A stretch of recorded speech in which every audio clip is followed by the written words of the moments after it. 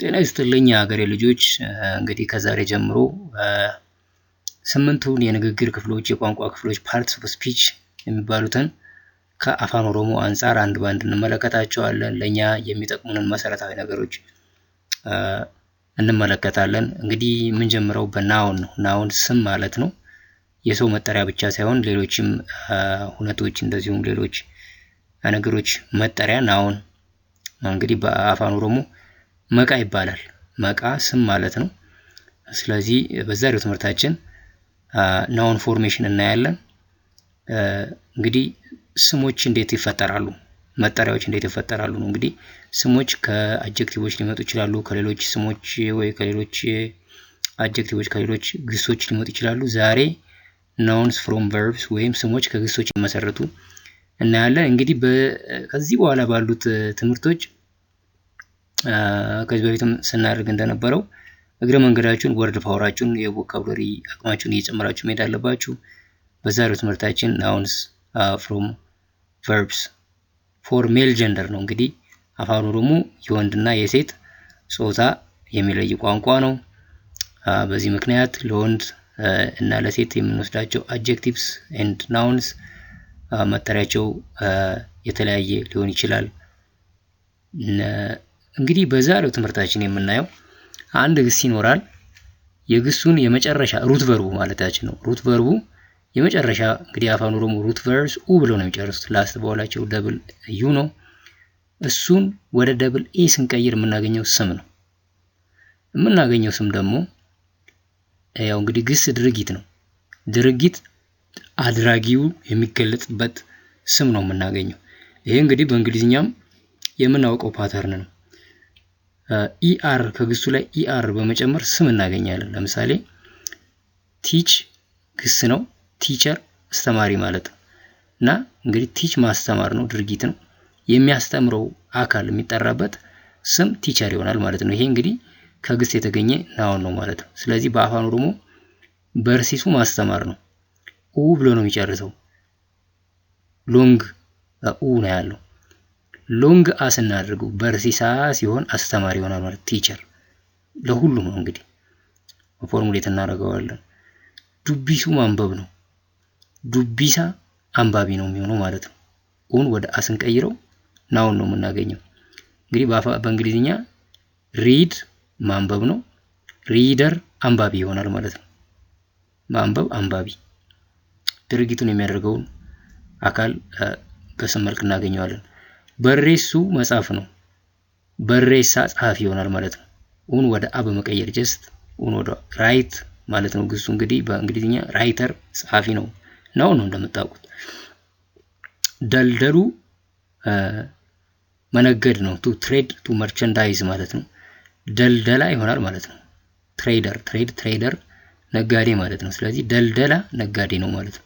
ደልደሉ መነገድ ነው። ደልደላ ነጋዴ ነው። እንግዲህ የምንሰራቸው አብረው ነው የሚጨርሱትና ከዚህ በፊት በተነጋገርንበት ጊዜ እነዚህ ደብል አስ አጀክቲቭ እና ናውን ሲሆኑ ሪፈር የሚያደርጉት ሜል ጀንደር ነው።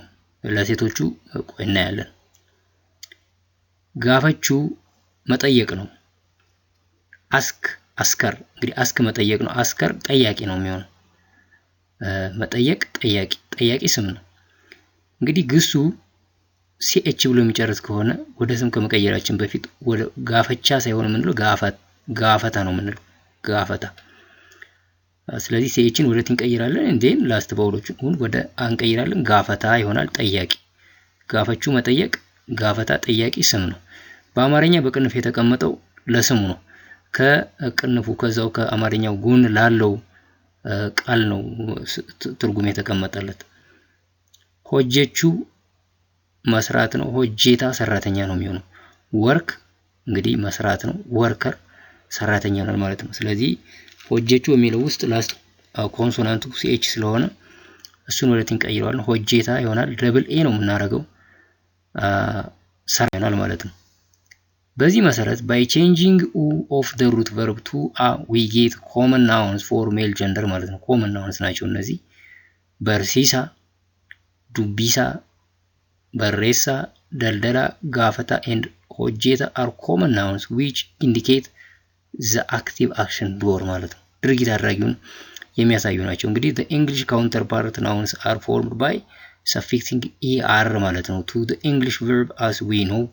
the equivalent rule in አፋን ኦሮሞ is changing u of the root verb to a። እንግዲህ ጋዙ ማለት ነው ሩት ቨርቡ ነው።